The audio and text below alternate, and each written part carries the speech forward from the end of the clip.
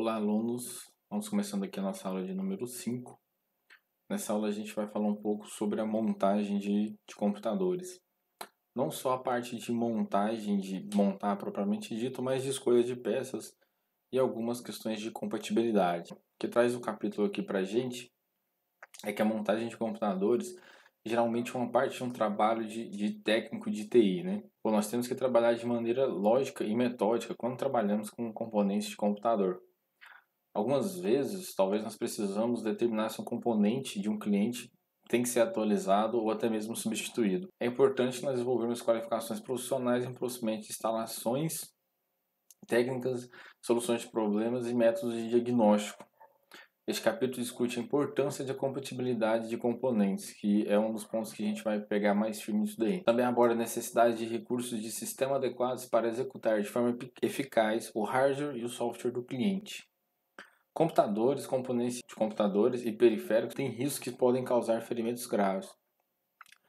Portanto, esse capítulo começa com diretrizes gerais de segurança contra incêndio a serem seguidas ao trabalhar com componente de computador. Neste capítulo também a gente vai aprender sobre as fontes de alimentação do PC, as tensões que elas possuem. Também vamos ver como os componentes são instalados na placa-mãe, né? O CPU, memória RAM, placas externas aí, PCI, PCI Express. Também vamos ver um pouco de arquiteturas de CPU, como selecionar RAM compatível com a placa-mãe e o chipset. Também aprenderemos sobre vários tipos de unidade de armazenamento e os fatores a serem considerados ao selecionar a unidade apropriada. É importante não apenas aprender sobre a montagem de componentes do computador, mas também desenvolver habilidades práticas.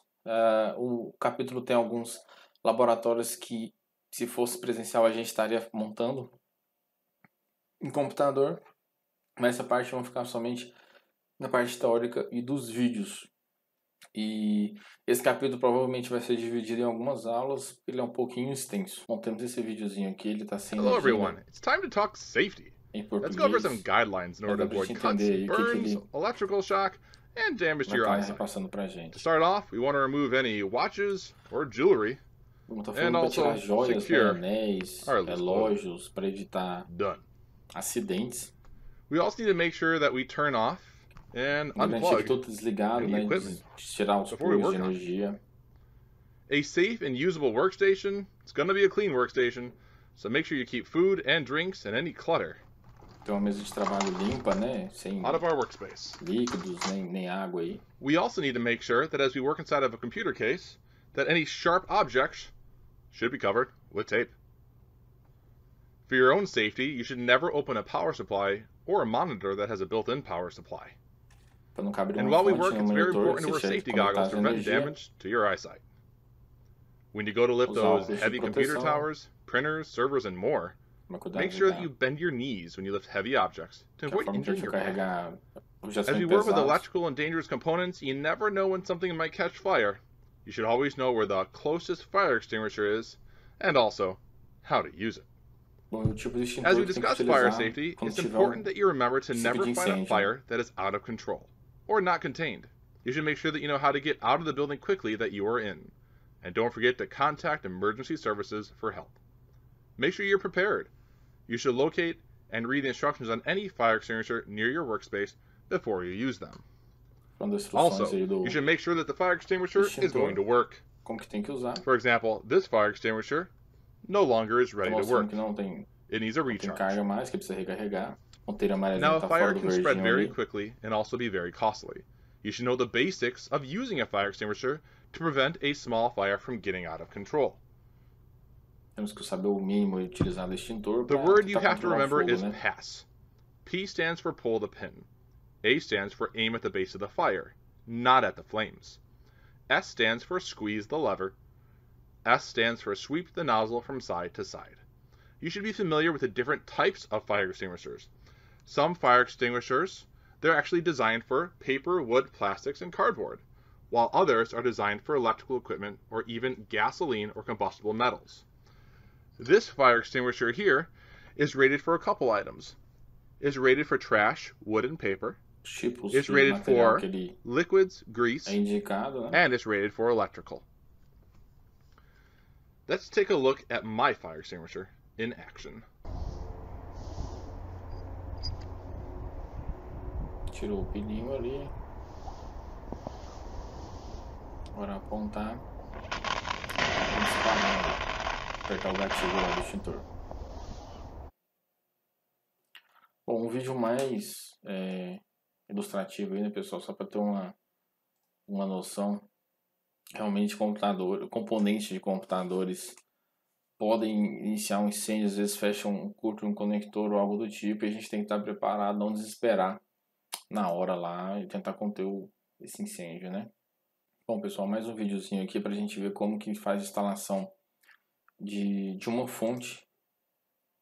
Infelizmente também não tem legenda Hello em everyone, português, we've got our somente em PC inglês. desktop tower here. We're going to open this thing up and get started in the installation of a power supply.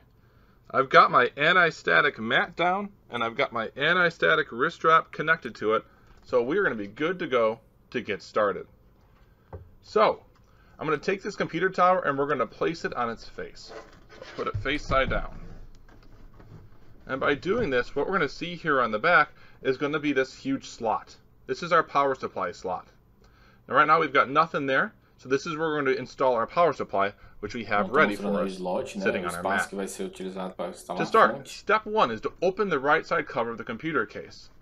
So I'm going to put this thing back down on its right side, and I'm going to use my Torx screwdriver to unscrew this screw holding on this computer case. Primeiro passo aí, abre o gabinete, tirar a tampa lateral. I'll slide off the cover, and we'll be able to take a look at the inside of our computer tower. Now at this point in time we have an empty computer tower. We have nothing installed at the moment. All we have are some USB and audio headers attached to the front of the case. If I put the case front side down, we can view these adapter card slots here right above the power supply slot on the back. Our power supply unit, known as a PSU, that's what we're about to install. So let's chat about the PSU. Now, right now with this PSU, it's got so many watts. This is a 450 watt power supply. And on this PSU, it is currently set to 115 volts, the US standard. If you look closely at the PSU, we can actually take a look at more details of it, including form factor for the PSU. But that's not for us at this moment. Now, for us, make sure you plan ahead and choose the correct power supply unit for your computer build, especially if your CPU and choice of graphics cards are going to pull a lot of power. Bom, temos que ter cuidado. Now, step 2, we need to align the screw holes of our power supply with this power supply slot. So we have the power supply slot here. I'm going to take my power supply and put it into play, and we can take a look at those screw holes that are about to line up and see if we can lock this in. Now my case is really cool because it actually has a locking mechanism that I can let go of the power supply. My screw holes are aligned and it is currently locked into place. Now we need to take the action of screwing it in. If you look closely, you'll see those screw holes are currently lined up, and we can even get a closer view based off of my camera. There we go. So what we want to do now is lock those screws into play. So I'll take 4 of my power supply screws, and we get to put this thing in and be done. Bem simples, bem tranquilo. Esse gabinete aí, ele tem uma travinha que segura a fonte, mesmo sem parafuso, fica mais fácil ainda. All 4 screws are installed. The power supply is not going anywhere.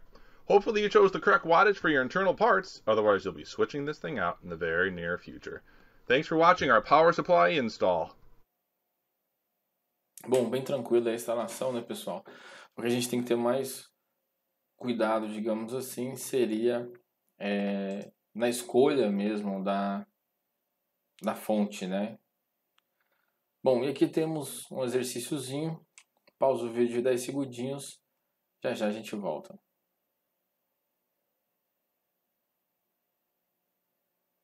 Bom, vamos lá. Aqui tem as etapas das descrições, né? Vamos ler todas as descrições primeiro. Alinhe os orifícios do parafuso na fonte de alimentação com as montagens na caixa do computador. Abra a caixa do computador e aparafuse a fonte de alimentação no lugar. Em ordem aqui, a gente teria que primeiro abrir a caixa do computador, depois alinhar os orifícios dos parafusos, né, da fonte lá e depois aparafusar a fonte de alimentação no lugar. Vamos ver se acertamos. Beleza, isso aí. Vamos seguindo. Bom, falar um pouco aqui agora sobre o tipo de gabinete e as ventoinhas, né? A escolha da placa-mãe e dos componentes externos influencia a seleção do gabinete e da fonte de alimentação. O formato da placa-mãe deve coincidir com o tipo correto de gabinete do computador e com a fonte de alimentação. Por exemplo, uma placa-mãe ATX exige um gabinete e uma fonte de alimentações compatível com a ATX. Nós vimos nas outras aulas lá os tipos de gabinete e cada gabinete ele comporta, né, um tipo de placa-mãe, um tipo de fonte, coisas do tipo. Se você, por exemplo, pegar um gabinete que seja do tipo horizontal, provavelmente ele vai ter uma fonte mais comprida, que ela não é aquele padrão do vídeo que a gente acabou de ver. Então não vão ser compatíveis. Um all-in-one, por exemplo, não precisa nem falar, né? A fonte dele é externa, você não consegue fazer um upgrade de um modo fácil dele. Então temos que ter cuidado na hora de montar um computador para escolher essa questão de gabinete como placa-mãe. Principalmente placa-mãe e placa de vídeo. Que quando a gente está montando um computador, normalmente a gente com uma placa-mãe um pouco mais robusta e normalmente tem um tamanho muito considerável, né? Podemos selecionar um gabinete de computador maior para acomodar mais componentes adicionais que possam ser necessários no futuro. Ou podemos selecionar um gabinete menor que existe um espaço mínimo. Em geral, o gabinete do computador deve ser durável, de manutenção fácil e ter espaço suficiente para a expansão. Outros fatores que afetam a escolha de um gabinete de computador estão aqui na figura 1, que já a gente vai dar uma olhada aqui. Os gabinetes muitas vezes vêm com a fonte de alimentação pré-instalada. Nessa situação, você ainda precisa verificar se a fonte de alimentação fornece energia suficiente para operar todos os componentes que serão instalados no gabinete. Um computador tem muitos componentes internos que geram calor enquanto o computador está operando. As ventoinhas do gabinete devem ser instaladas para fazer com que o ar mais fresco entre no gabinete do computador ao mesmo tempo que expulsam o calor do gabinete. Ao escolher ventoinhas de gabinete, há vários fatores a serem considerados conforme descrito na figura 2. Uma nota aqui de rodapé: a direção do fluxo do ar criado por todos os ventiladores do gabinete deve trabalhar em conjunto para injetar o ar mais frio e expulsar o ar mais quente. A instalação de ventoinha ao contrário ou o uso de ventoinhas de tamanho ou velocidade incorreta para o gabinete pode fazer com que os fluxos de ar se anulem. Isso é um tanto quanto relevante, ainda mais se tratando de computadores de médio a alto desempenho. E aqui os gabinetes, né, o que a gente tem que levar em consideração quando for escolher um gabinete de um computador. O tipo de modelo, né, que a gente já viu lá na aula passada, se a gente vai ser um ATX, um horizontal, um mini torre, o tamanho, né, que vai trazer o componente ali. E aí esse tamanho, normalmente o pessoal diz muito sobre baias, né? Hoje a gente quase não utiliza isso mais, mas um tempo atrás tinha ali as baias, que era o local das gravadoras de CD, de DVD. Mesmo o computador torre, ele tinha às vezes duas baias, então você poderia colocar, por exemplo, somente 2 drives óticos ali, ou 4. Hoje já não tem mais tanto essa necessidade, mas mesmo assim ainda vem esses espaços. Alguns gabinetes são comparados por essa questão de número de baias. Fonte de alimentação se deve corresponder à potência e o tipo da conexão da fonte de alimentação ao tipo da placa-mãe que você escolheu. Gabinetes de alta performance raramente vêm com fonte, eles são gabinetes mais de entrada que vêm com fonte de alimentação. A questão é que tem que ver sobre o posicionamento da fonte. As fontes de entrada até ali uns 300, 400 watts, que são as genéricas, digamos assim, elas só estão um cooler na parte de trás. Fontes que a gente chama de potência real, que são fontes muito mais robustas, ela tem um cooler na parte de baixo. Então, dependendo do seu gabinete ficar com a fonte embaixo, provavelmente essa fonte ela vai ser instalada invertida, por causa desse cooler que vem nas fontes na parte de baixo. Sobre a aparência, né? Para algumas pessoas não importa a aparência do gabinete, para outras é essencial. Há muitos designs de gabinetes para escolher, se for necessário ter um gabinete com boa aparência. Tipo um gamer, né? Quanto mais luzes, mais LEDzinhos coloridinhos, mais FPS nos jogos. Exibição do status, o que acontece dentro do gabinete pode ser muito importante. Os indicadores de LEDs montados na parte externa do gabinete podem informar se o sistema está recebendo energia, quando o disco rígido está sendo usado e quando está em modo inativo hibernando. Controles de fan também das ventoinhas, consegue o gabinete fazer esse controle externo, às vezes mostrar umas temperaturas ali, tudo também é possível fazer de modo externo ou já vir nativo no gabinete. E as ventoinhas, né? Todos os gabinetes têm uma ventoinha na fonte de alimentação e algumas têm outra ventoinha na parte de trás para fluir o ar para dentro ou para fora do sistema. Alguns gabinetes são projetados com mais ventoinhas para o caso o sistema precise de uma forma de dissipar uma quantidade incomum de calor. Isso pode acontecer quando há vários dispositivos instalados perto um dos outros do gabinete. Ou no caso de um CPU com TDP alto, uma placa de vídeo mais potente, tudo precisa dessa dissipação maior. E sobre essas ventoinhas, né, o que a gente tem que considerar? O tamanho do gabinete. Gabinetes maiores frequentemente precisam de ventoinhas maiores, já que as menores não conseguem criar fluxo de ar suficiente. Velocidade da ventoinha. As ventoinhas maiores podem girar mais lentamente do que as menores, o que reduz os ruídos. Normalmente sim, mas tem cooler também, a gente chama de cooler as ventoinhas. Cooler de alta performance aí que tem um RPM alto também.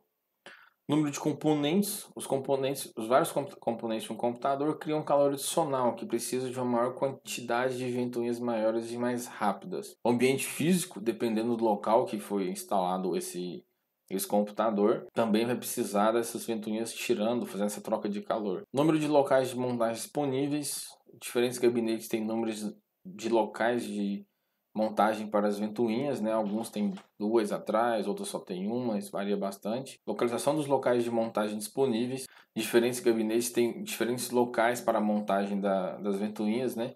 Esse tem de cima aqui seria a quantidade, né, de ventoinhas e de baixo os locais dela. Conexões elétricas. Algumas ventoinhas de gabinete estão conectadas diretamente à placa-mãe, ainda que outras estejam conectadas diretamente à fonte da alimentação. Pode ser um problema às vezes, ter que fazer alguma adaptação. Às vezes o computador nem precisa de uma ventoinha específica, mas ela está ali mais de enfeite, você precisa fazer alguma adaptação, porque um cooler específico ele só vai direto na placa-mãe e normalmente a placa-mãe é limitada a essas conexões. Tem algum problema? Ligar na placa-mãe ou ligar direto na fonte? Normalmente as que vão na placa-mãe, a placa-mãe, o próprio sistema consegue fazer esse controle de rotação. E também, a gente fala aqui de ventoinha, mais para frente vamos falar de dissipadores, a gente tem alguns detalhes a serem observados. Selecionando uma fonte de alimentação.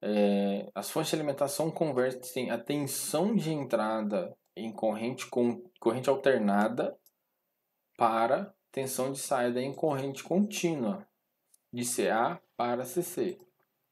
As fontes de alimentação geralmente fornecem tensões de 3.3, 5 e 12 e são medidas em potência. A fonte de alimentação deve fornecer energia suficiente para os componentes instalados e permitir que outros componentes sejam adicionados posteriormente. Se escolher uma fonte de alimentação que energiza somente os componentes atuais, você pode precisar substituir a fonte de alimentação quando os outros componentes forem atualizados. A tabela na figura descreve vários fatores a serem considerados ao selecionar uma fonte de alimentação. Tenha cuidado ao conectar os cabos da fonte de alimentação a outros componentes. Se tiver dificuldade em inserir um conector, tente reposicioná-lo ou verifique se não há pinos tortos ou objetos estranhos no caminho. Bastante cuidado com isso aqui, pessoal. Alguns conectores eles se encaixam somente de uma forma. Se você tentar fazer errado, vai acabar entortando algum pino, quebrando algum conector. E é chato, às vezes o conector tem uma travinha, quando quebra ele já não encaixa, já não fica mais preso, é bem complicado. Certifique-se de selecionar uma fonte de alimentação com os conectores adequados para os tipos de dispositivos a serem alimentados. Vamos falar um pouquinho dessa planilha aqui e já eu comento mais um pouco. Tipo de placa-mãe. A fonte deverá ser compatível com a placa-mãe. Ah, professor, se eu comprar a placa ATX, minha placa-mãe ATX também vai ser compatível? Não exatamente. Potência necessária. Adicionar a potência de cada componente. Se a potência não estiver listada em um componente, calcule multiplicando a tensão pela amperagem. Se o componente exige níveis diferentes de potência, use use o requisito mais alto. Número de componentes. Certifique-se que a fonte de alimentação fornece potência suficiente para comportar o número de tipos de componentes, além de mais 25% no mínimo, para ter uma folgazinha ali, né? Tipo de componentes. Certifique-se que a fonte de alimentação ofereça os tipos certos de conectores de alimentação. E tipo de gabinete, certifique-se que a fonte de alimentação possa ser montada no gabinete desejado. Sobre essa questão dos conectores, quando a gente estava mais nessa transição de HD, IDE para HD SATA, dispositivos IDE para SATA, a gente viu lá os conectores na aula passada. Tinha algumas fontes que simplesmente não tinham conector para SATA. E aí o que se era obrigado a utilizar? Conectores de Molex para SATA. Era muito tranquilo utilizar? Era tranquilo. Mas se você conseguisse inverter um conector Molex, ali, apesar de ele ter os chanfres e tudo mais, se você conseguisse fazer essa inversão, você danificava o componente. O próprio conector Molex, na instalação dele do HD, como os pinos dele era bem próximo ali ao começo do componente, do conector, se você colocasse invertido no HD, você torrava um HD ali por uma falta de atenção tremenda. Então, assim, sempre que for montar um computador, tenha bastante cuidado nessa questão aqui dos conectores, porque um deslize você pode perder o componente.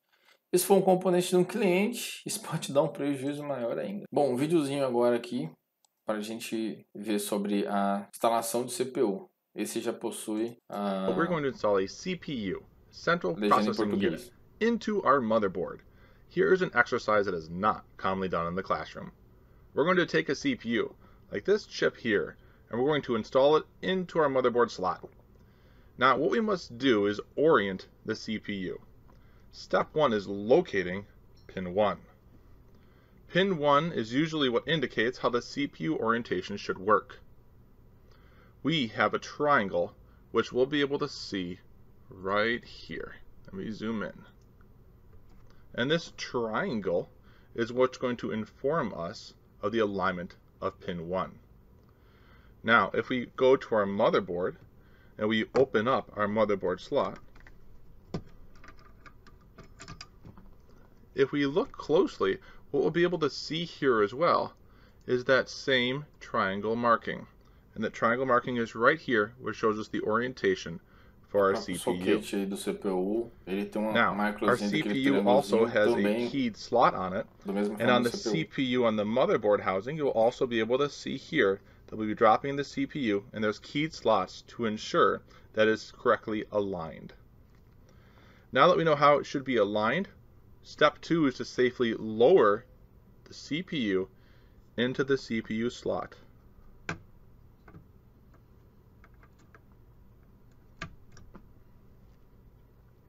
For step 3, we can lower the CPU housing and lock the lever into place to hold our CPU firmly in place. For step 4, it is important that we take some thermal paste and we're going to place a pea-sized drop carefully on the top center of our CPU.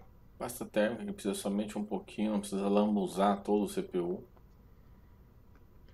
This thermal paste will help the distribution of heat from the CPU to the heatsink that we will install next. Now, to keep this CPU cool and prevent it from overheating, we are going to install a heatsink for step 5. These commonly have a fan attached to them, but not all of them do. These fins we see here are going to absorb the heat from the CPU and have slots for airflow to move in between. The fan on top of the heatsink will help draw the heat away and cool the fins.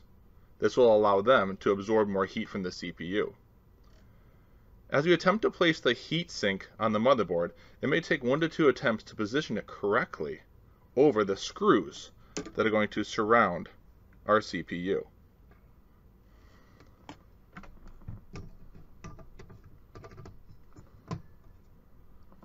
The final step, step 6, is to screw down the heatsink.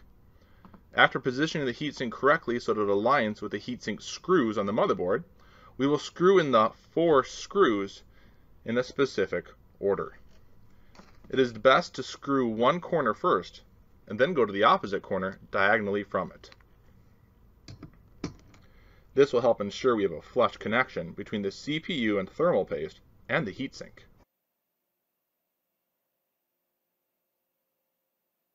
As I mentioned, we'll go diagonally across to the other corner.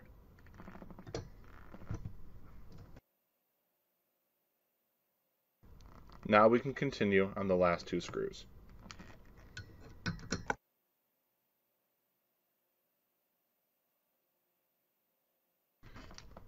Now that all four screws are locked in, the heatsink will not be able to move or shift at all.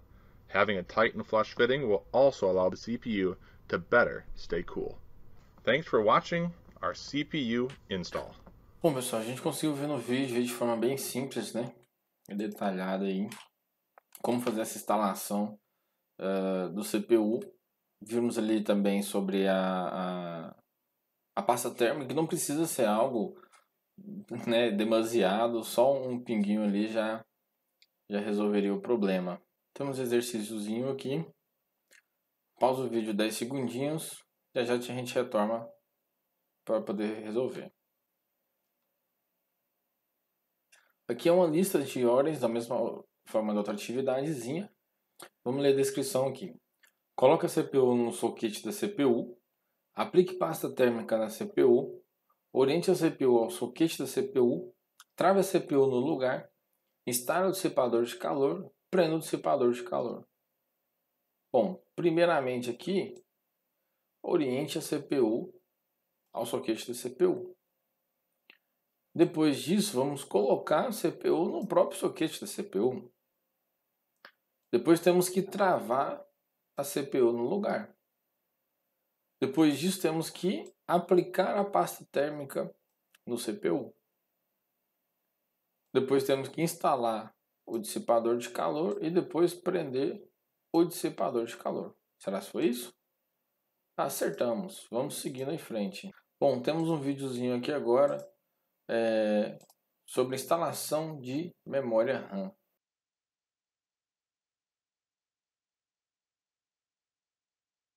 Case.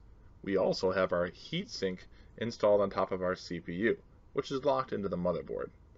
Now, before we move this entire setup into our computer case, we will install the RAM modules. These are the RAM modules.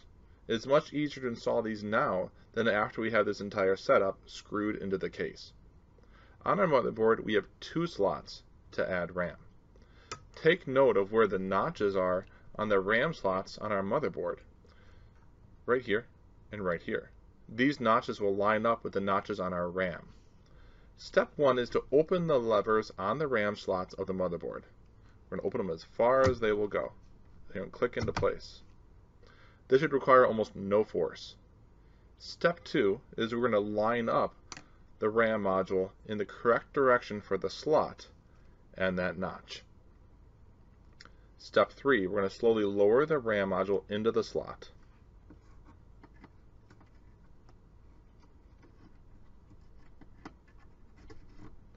Step 4, now use your thumbs to press down on both sides of the RAM module, and you feel the RAM module will be locked in by the two lever arms on the motherboard. Next, we take the second RAM module. We'll verify the alignment again, based on the notches on the motherboard RAM slot, and we'll press the RAM module down vertically using both of our thumbs again. Give it a push downward using your thumb on the left and on the right. As it clicks in, now the RAM modules are installed. This is exciting. Proceed onward in the course. We're almost ready to put this motherboard into the computer case. Bom, muito simples fazer a instalação da memória RAM, né? E aí, quando a gente está montando um computador do zero, montar a parte do CPU e da memória RAM fora, com a placa-mãe fora do gabinete, se torna muito mais fácil, muito mais prático. Como vocês puderam perceber ali, eu tenho acesso total à placa-mãe. Quando estou dentro do gabinete, não, é complicado, a posição não está legal, é difícil a iluminação. Então, sempre que for montar o computador do início, sempre tento priorizar pelo menos montar isso.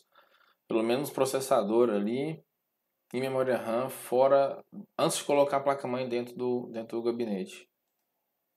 Temos um exercíciozinho aqui, também da mesma forma da listagem. Pausa o vídeo 10 segundinhos, já a gente retorna para poder fazer a correção. A descrição aqui: oriente a memória RAM para o slot da placa-mãe. Pressione firmemente para travar no pente de RAM. Abra as alavancas do slot de RAM e abaixe a memória RAM no slot. Bom, primeiramente eu acho que abrir as alavancas, né, no cantinho ali, senão não tem como colocar a memória RAM. Depois orientar a memória RAM para o slot. Depois abaixar a memória RAM no slot e pressionar firmemente para travar o pente de memória RAM. Será que é isso? Acertamos, vamos seguindo em frente. Bom, mais um videozinho aqui demonstrativo para a gente ver como que é a instalação da placa-mãe no gabinete. Hello everyone! Can you believe it? We're going to install the motherboard with the CPU, heatsink, and RAM into our computer case. Before we just place the motherboard into the computer case and call it a day, we first need to install the standoffs into our computer case. These standoffs will be used to secure the motherboard in place within the computer case. Some computer cases will have built-in standoffs, like mine for example. Others, you'll have to take a standoff and install it yourself. These standoffs are commonly small, and you'll screw it in using an adapter that comes with the standoffs. In order to locate the standoff locations, it is best to take your motherboard and practice placing it into your computer case. Step 1 is to align the motherboard in the correct direction by having our adapter ports facing out of the back of the computer case. So we'll take our motherboard,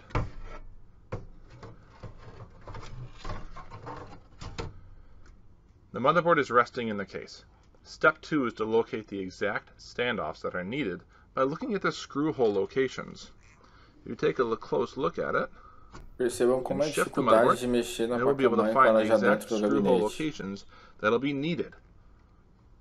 Step 3 is to remove the motherboard and then screw in the standoffs at the correct locations. Since my computer case does not require this step, we're going to continue on. Assuming you've installed your standoffs, step 4 is to take our I/O plate, input-output adapter plate, and align it on the back of our computer case. This will provide adequate dust and airflow for our computer case.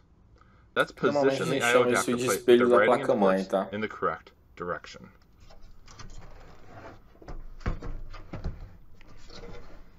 Fácil para cortar a mão que só. If you install the I/O adapter plate upside down, the motherboard won't be able to fit correctly. So make sure that it's correct. As you put the plate into place, give it a push in each corner and along the edges, and you'll hear it snap into place. Take your time on this step, as some adapter plates are plastic, while others are metal. They are possible to bend and or break. Now that the plate is installed, put the computer case back on its side for step 5, lowering the motherboard into place. Let's finish installing the motherboard. The key of installing the motherboard is to put it into the case at the correct angle. As we place it in, we need to align the I/O ports of the motherboard with the slots of the I/O plate.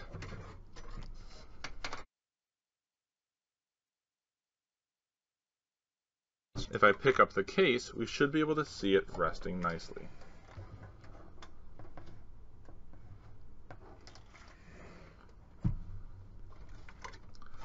At this time, we can use our screwdriver for step 6, installing the screws into the motherboard standoffs. One by one, we will install the motherboard screws. Make sure not to install the screws too tight, as you don't want to crack the motherboard through excessive force. Don't worry about the screws being not overly tightened, as we have a good amount of screws to keep this motherboard in place. If you choose to upgrade your CPU or heatsink in the future, some gaming and high-performance heatsinks actually require you remove the motherboard and install a special plate to the back. Let's get started installing those screws.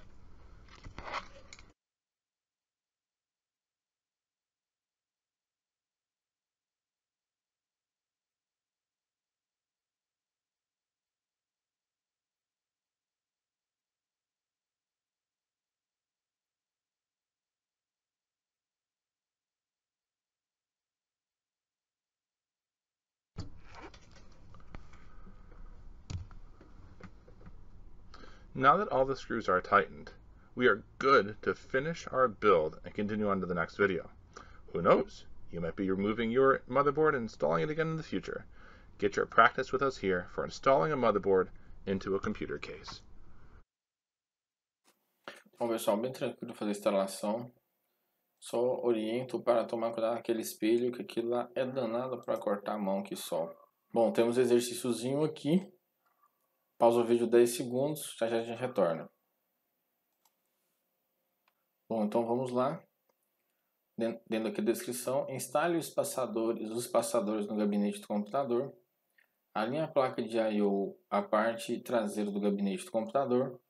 Localize os espaçadores. Instale os parafusos nos espaçadores. Alinhe a placa-mãe na direção correta e abaixe a placa-mãe no lugar. Bom, seguindo o vídeo lá, primeiramente ele alinhou a placa-mãe na direção correta, né? Para depois alinhar os espaçadores.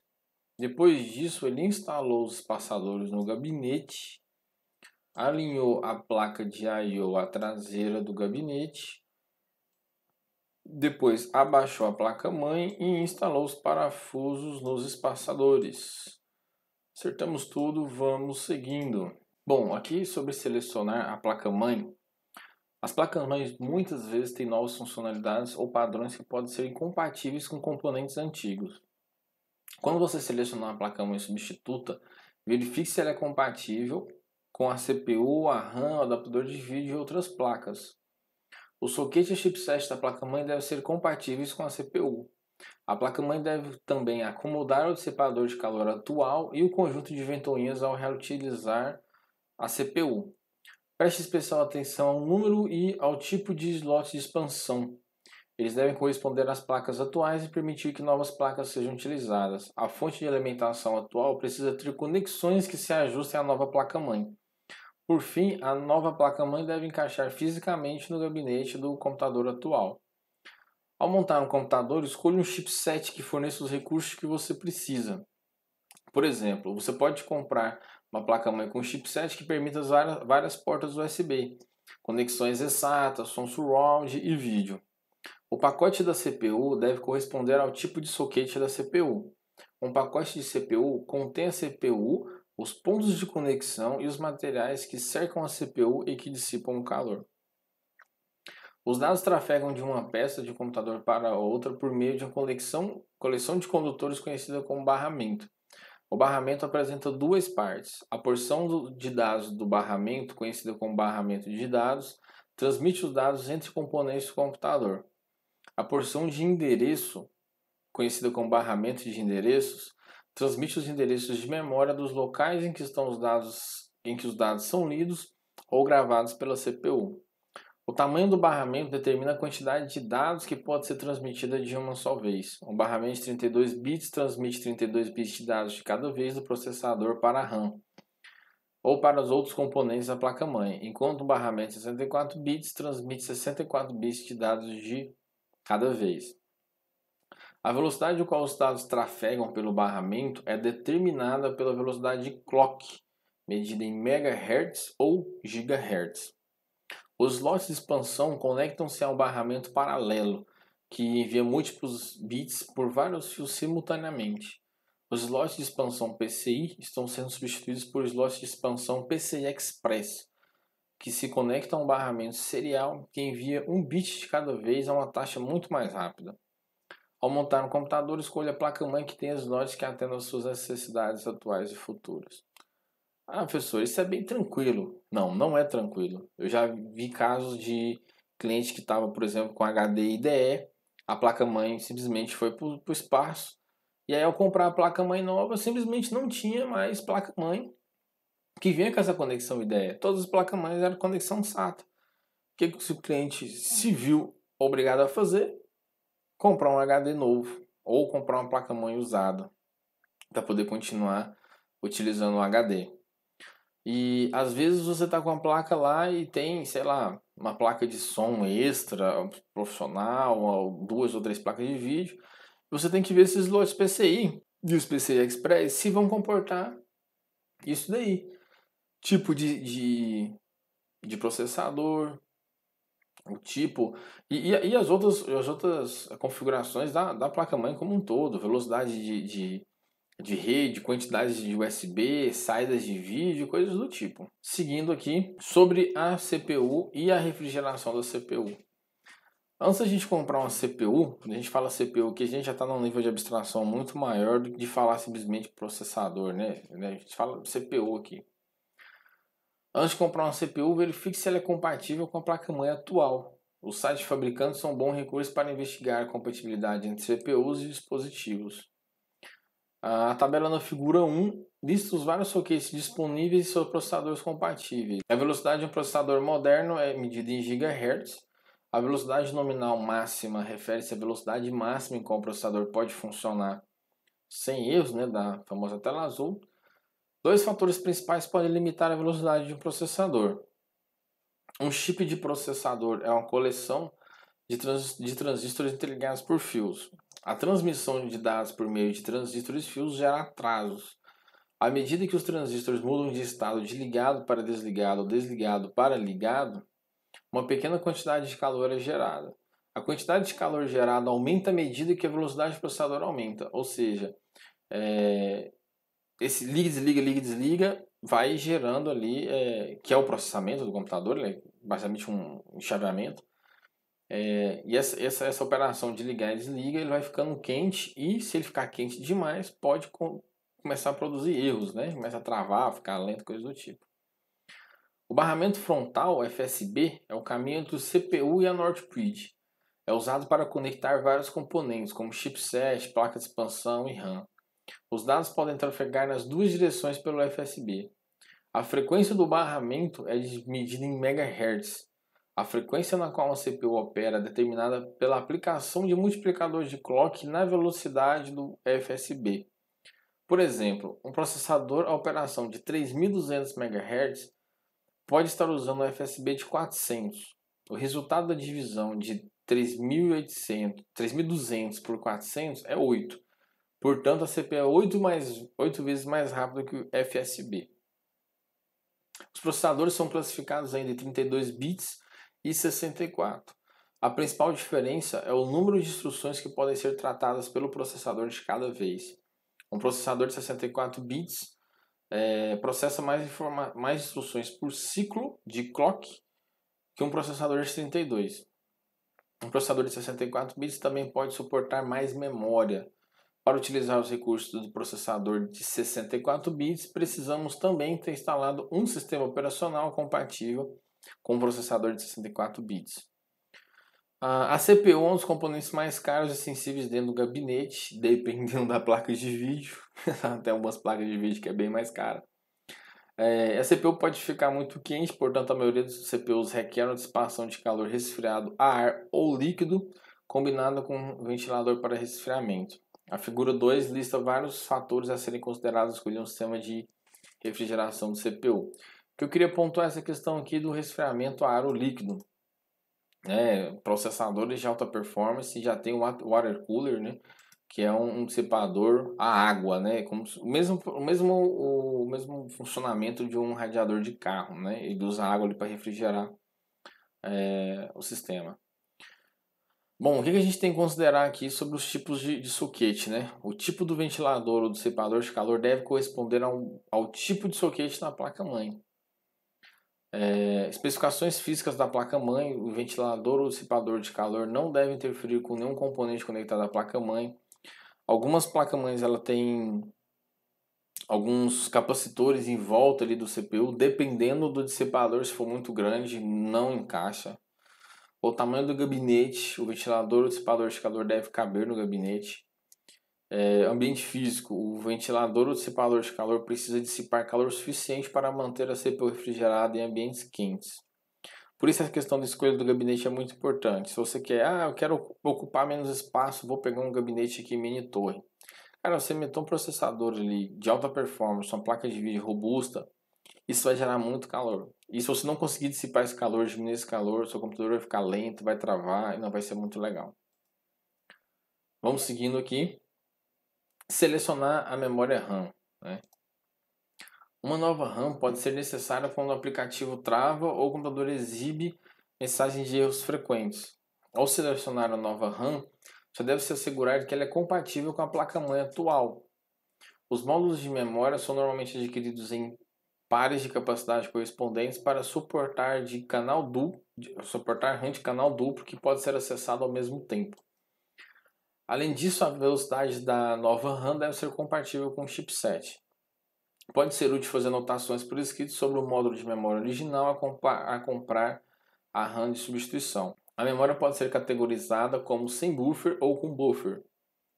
Memória sem buffer, essa memória comum para computadores. O computador lê os dados diretamente nos bancos de memória, tornando-a mais rápida que a memória com buffer. Entretanto, há limite para a quantidade de RAM que pode ser instalada. E a memória com buffer é essa memória específica para os servidores e estações de trabalhos avançadas, que usam grande quantidade de RAM. Esse chip de memória tem um chip de controle integrado no módulo. Um chip de controle auxilia o controlador de memória no gerenciamento de grandes quantidades de RAM. Evite a RAM com buffer para componentes de jogos e estações de trabalho comum, porque o chip de controlador extra reduz a velocidade da RAM. Bom, outras questões que a gente tem que ver aqui sobre a memória RAM. A questão de compatibilidade, né, se ela vai ser DDR1, DDR2, DDR3, isso é o primeiro passo. E a questão de velocidade de frequência. Se você já tem instalado a memória lá com uma frequência X, e a que você comprar, seja do mesmo modelo, seja um DDR2, DDR3, do mesmo modelo que está instalado lá, só que a velocidade dela é um pouco inferior, o que vai acontecer? Essa memória sua que tem a velocidade maior, ela vai abaixar a frequência para as duas rodar na mesma velocidade, na mesma frequência. E aí, se você compra lá uma memória de um tamanho X, outro exemplo, né, tamanho X, só que a sua placa-mãe ela suporta uma velocidade um pouco mais baixa. Vai funcionar? Vai, sem problema. Se for o mesmo tipo lá, o DDR e tal. Só que acontece, a sua placa-mãe vai forçar a sua memória a rodar mais baixo.